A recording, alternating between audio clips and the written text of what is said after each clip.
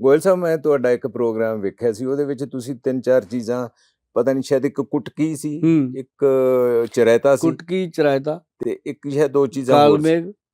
ਕਾਲਮੇਘ, ਹਾਂ ਉਹ ਸੀ। ਹਾਂ, ਤੇ ਮੈਂ ਉਹਦਾ ਬਣਵਾਇਆ ਸੀ। ਆਮਲਾ, 4 ਚੀਜ਼ਾਂ। ਤਾਂ ਉਹ ਫਾਇਦੇਮੰਦ ਚੀਜ਼ ਹੈ ਬਹੁਤ। ਜਿਹੜਾ ਬੰਦਾ ਉਹਨੂੰ ਰੋਜ਼ ਖਾਈ ਜਾਵੇ ਨਾ ਜੀ, ਅੱਧਾ ਚਮਚਾ ਪੌਣਾ ਚਮਚਾ, ਤਾਂ ਕਮਾਲ ਹੀ ਹੈ।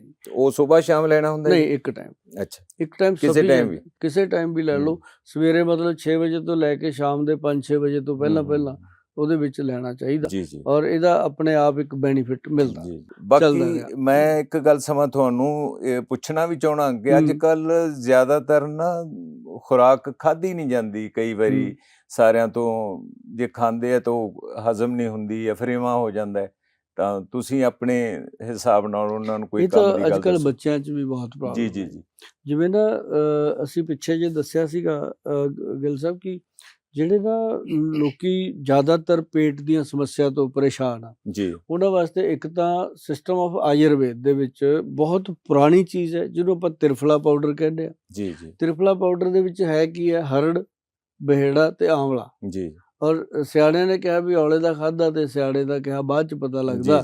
ਪਰ ਜੇ ਇਹਨੂੰ ਕੋਈ 25-30 ਸਾਲ ਲਗਾਤਾਰ ਇਹਨੂੰ ਖਾਂਦਾ ਰਵੇ ਨਾ ਜੀ, ਤਾਂ ਅੱਜ ਦੀ ਡੇਟ ਦੇ ਜਿਹੜੇ ਬੱਚੇ ਆ ਉਹਨਾਂ ਦੀ ਗੱਲ ਕਰਦੇ ਆ, ਤਾਂ ਕਦੀ ਵੀ ਕੋਈ ਗੱਟ ਦੀ ਕੋਈ ਪ੍ਰੋਬਲਮ, ਪੇਟ ਦੀ ਕੋਈ ਸਮੱਸਿਆ ਨਹੀਂ ਹੁੰਦੀ।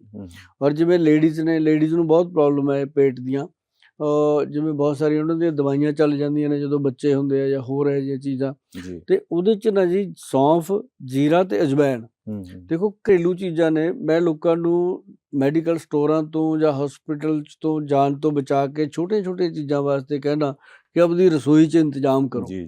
ਕਿਉਂਕਿ ਇਹ ਛੋਟੀ ਜਿਹੀ ਗੱਲ ਹੈ। ਸੌਂਫ, ਜੀਰਾ ਤੇ ਅਜਵਾਇਣ, ਤਿੰਨੇ ਚੀਜ਼ਾਂ ਨੂੰ ਬਰਾਬਰ ਮਾਤਰਾ 'ਚ ਲੈ ਕੇ ਅਗਰ ਉਹਨੂੰ ਤਵੇ ਤੇ ਰੋਸਟ ਕਰਕੇ ਉਸ ਤੋਂ ਬਾਅਦ ਉਹਦਾ ਪਾਊਡਰ ਬਣਾ ਲਓ, ਤੇ ਪਾਊਡਰ ਬਣਾ ਕੇ ਨਾ ਜੀ ਉਹਨੂੰ ਤੁਸੀਂ ਅੱਧਾ ਪੌਣਾ ਚਮਚਾ ਡੇਲੀ ਖਾਣਾ ਖਾਣ ਤੋਂ ਬਾਅਦ ਖਾ ਲਿਆ ਕਰੋ, ਚਾਹੇ 1 ਵਾਰ ਖਾਂਦਾ ਬੰਦਾ ਚਾਹੇ 2 ਵਾਰ। ਪਾਚਨ ਕਿਰਿਆ ਬਿਲਕੁਲ ਦਰੁਸਤ ਹੋ ਜਾਂਦੀ ਹੈ। ਔਰ ਇਹ ਇੱਕ ਆਪਣੇ ਆਪ 'ਚ ਸਮਝੋ ਕਿ ਪਾਚਨ ਕਿਰਿਆ ਦਾ ਬਹੁਤ ਵਧੀਆ ਮੂਲ ਮੰਤਰ। ਤੇ ਇੱਕ ਹੋਰ ਚੀਜ਼ ਅਜਵਾਇਣ।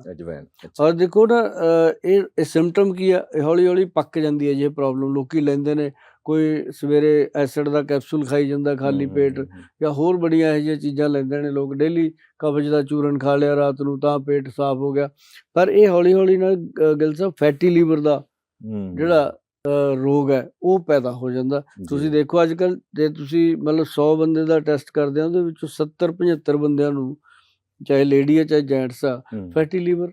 ਅੱਗੇ ਕੋਈ ਸ਼ਰਾਬ ਪੀਂਦਾ ਸੀ, ਨਸ਼ੇ ਕਰਦਾ ਸੀ ਤਾਂ ਹੁੰਦਾ ਸੀ, ਹੁਣ ਜਿਹੜੇ ਨਹੀਂ ਖਾਂਦੇ ਪੀਂਦੇ ਉਹਨਾਂ ਨੂੰ ਵੀ ਹੋ ਰਿਹਾ। ਤਾਂ ਇਹ ਜਿਹੜੀ ਸਮੱਸਿਆ ਹੈ ਇਹਦੇ ਵਾਸਤੇ ਬਹੁਤ ਇੰਪੋਰਟੈਂਟ ਚੀਜ਼ਾਂ ਨੇ ਕਿ ਲੋਕਾਂ ਨੂੰ ਫੈਟੀ ਲੀਵਰ ਤੋਂ, ਗੈਸ ਤੋਂ, ਤੇ ਕੋਈ ਇੱਕ ਭੂਮੀ ਆਮਲਾ ਆਉਂਦਾ ਜੀ, ਐਡਾ ਕੁ ਪੇੜ ਹੁੰਦਾ ਉਹ, ਜਿਵੇਂ ਆਮਲੇ ਦਾ ਪੇੜ ਤਾਂ ਬਹੁਤ ਵੱਡਾ ਹੁੰਦਾ, ਇੱਕ ਭੂਮੀ ਆਮਲੇ ਦਾ ਐਡਾ ਕੁ ਪੇੜ ਹੁੰਦਾ, ਉਹਨੂੰ ਇੰਨੇ ਆਮਲੇ ਲੱਗਦੇ ਆ ਜੀ। ਅੱਛਾ ਜੀ। ਅਗਰ ਉਹਦਾ ਪੀਸ ਕੇ ਪਾਊਡਰ, ਵੈਸੇ ਤਾਂ ਮਿਲ ਜਾਂਦਾ ਬਾਜ਼ਾਰਾਂ ਚੋਂ, ਪਰ ਜੇ ਉਹਦਾ ਪੀਸ ਕੇ ਪਾਊਡਰ ਲੋਕੀ ਬਣਾ ਲੈਂਦੇ ਆ, ਉਹਨੂੰ ਡੇਲੀ ਅਗਰ 1 ਚਮਚ ਬੰਦਾ ਖਾਈ ਜਾਵੇ ਨਾ ਜੀ, ਜ਼ਿੰਦਗੀ 'ਚ ਕਦੇ ਪੇਟ ਦੀ ਜਾਂ ਲੀਵਰ ਦੀ ਸਮੱਸਿਆ ਨਹੀਂ।